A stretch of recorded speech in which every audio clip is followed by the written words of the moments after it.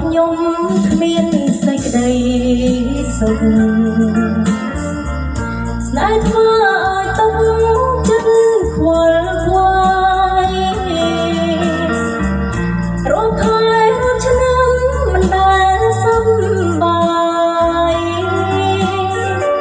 ថ្ងៃនេះឈឺចិត្តមានតែសូរាខ្ញុំស្រវឹងហើយសប្បាយគ្រប់យ៉ាងឈឺចាប់ប៉ុន្មានក៏បានរសាយខ្ញុំស្រវឹងស្រគ្មានក្តីខ្វល់ខ្វាយចង់អងឈឺចិត្តមានតែញ៉ាំស្រា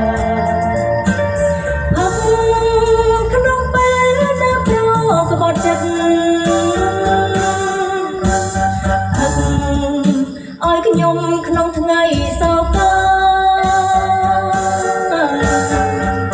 លើកដៃជូនពរដល់រៀបរារូបអូននេះណាអ្នកបរាជ័យ